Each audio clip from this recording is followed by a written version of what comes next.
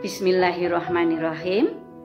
Assalamualaikum warahmatullahi wabarakatuh. Selamat pagi dan semangat pagi untuk anak-anakku, siswa-siswi, peserta didik baru kelas 10 yang kami banggakan.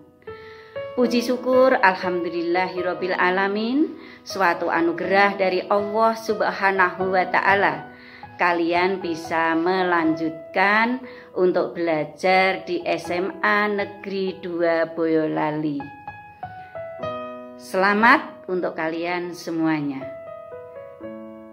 Perkenalkan, saya Ibu Mumfasilah, pengampu mata pelajaran Pendidikan Agama Islam dan Budi Pekerti di SMA Negeri 2 Boyolali ini.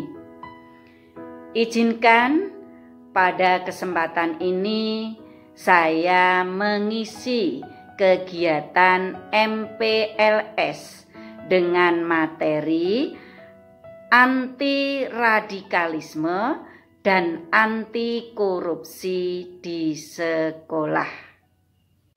Langsung saja akan saya sampaikan pengertian dari arti radikalisme. Radikalisme berasal dari bahasa Latin radik yang artinya akar.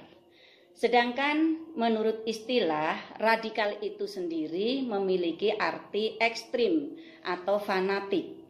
Sehingga radikalisme sendiri merupakan suatu paham yang dibuat oleh sekelompok orang yang menginginkan perubahan atau pembaharuan sosial dan politik secara drastik atau secara revolusi atau perubahan secara cepat dengan cara-cara penekanan ekstrim dan mengakibatkan kekerasan.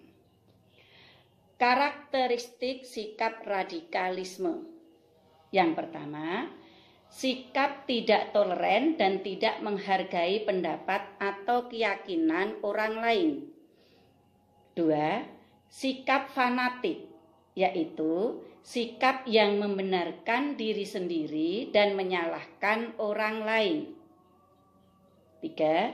Sikap eksklusif, yaitu sikap tertutup dan berusaha berbeda dengan kebiasaan orang banyak. 4. Sikap revolusioner, yaitu kecenderungan untuk menggunakan kekerasan dalam mencapai tujuan atau perubahan secara cepat. Contoh sikap radikalisme yang terjadi di sekolah.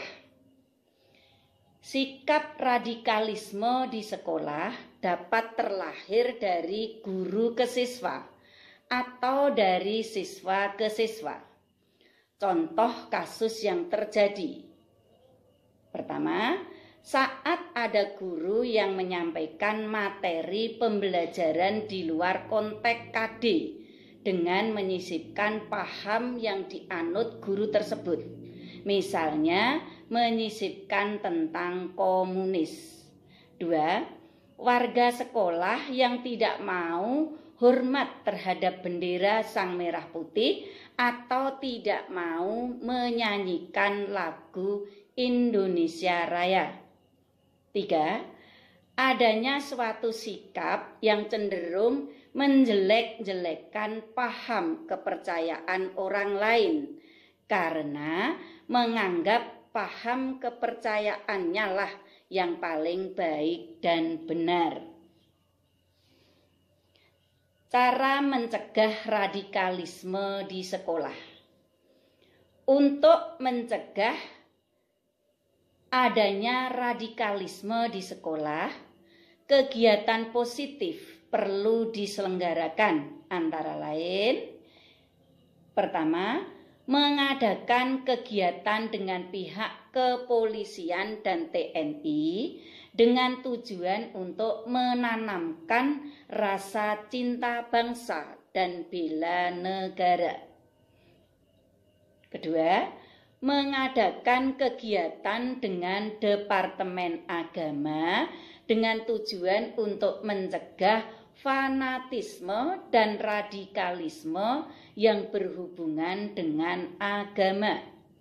Yang ketiga, dengan mengadakan kegiatan ekstrakurikuler sekolah di bidang rohis dan paskib.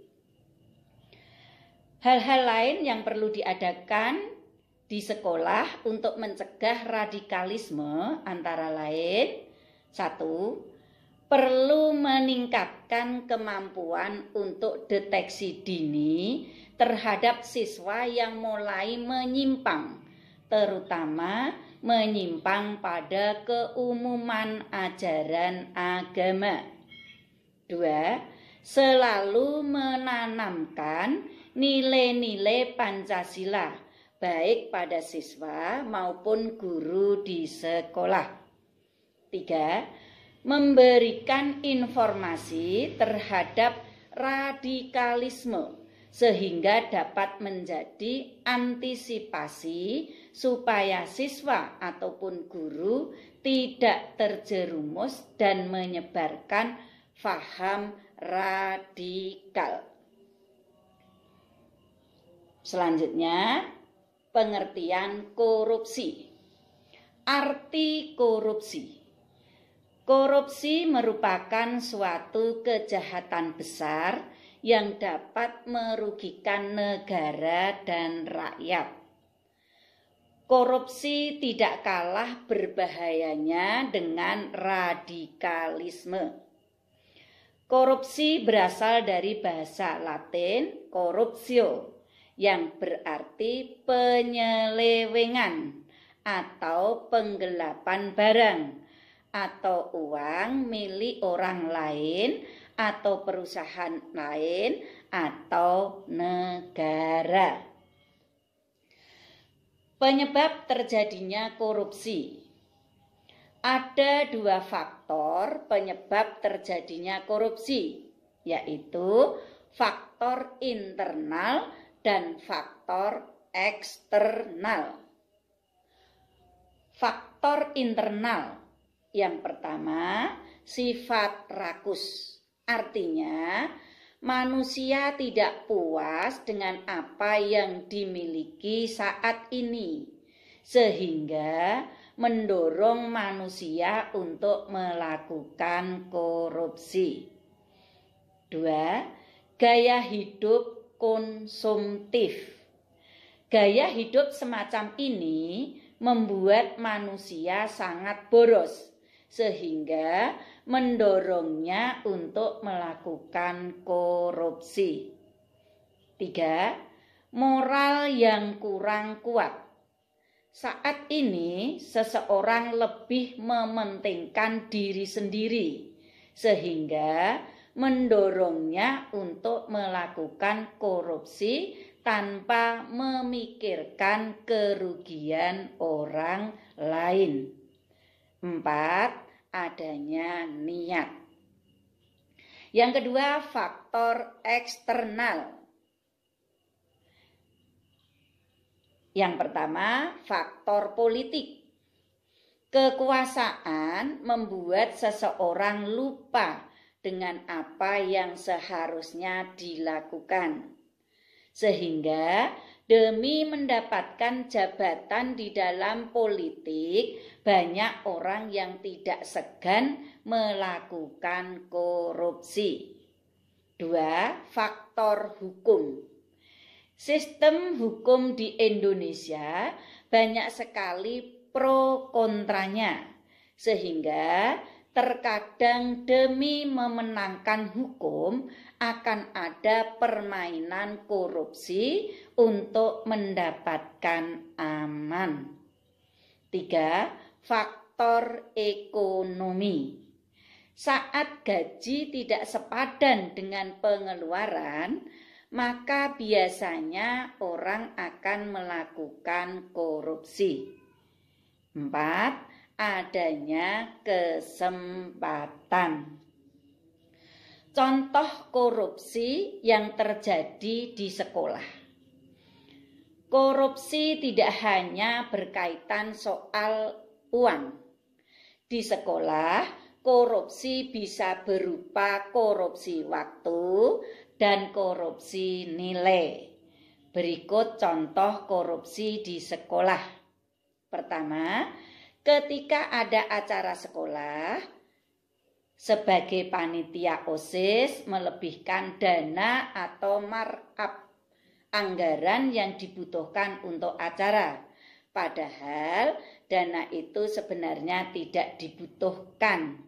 Hal ini merupakan korupsi berbentuk uang dalam sekolah. Kedua, ketika bel tanda masuk sekolah dan atau istirahat sudah berakhir, masih ada siswa yang datang terlambat masuk kelas. Tindakan ini merupakan korupsi waktu di sekolah. 3. Ketika ujian, ada beberapa siswa yang menyontek. Hal ini merupakan korupsi nilai. Cara mencegah perilaku korupsi. Yang pertama, menekankan pada siswa bahwa perilaku korupsi itu sangat tidak terpuji dan akan menambah dosa dengan cara meningkatkan iman dan takwa. 2. Memberikan pembelajaran kewarganegaraan terhadap siswa dan menanamkan nilai-nilai Pancasila. 3. Menanamkan perilaku tertib kepada siswa untuk mematuhi peraturan sekolah pada segala kondisi.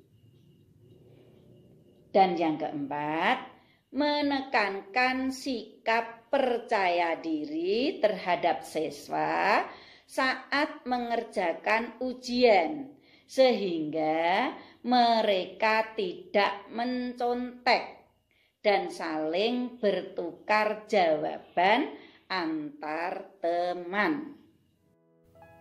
Sekian materi yang saya sampaikan. Mudah-mudahan banyak membawa manfaat untuk kalian semua. Sukses untuk kalian semua. Maju bersama, hebat semua. Wassalamualaikum warahmatullahi wabarakatuh.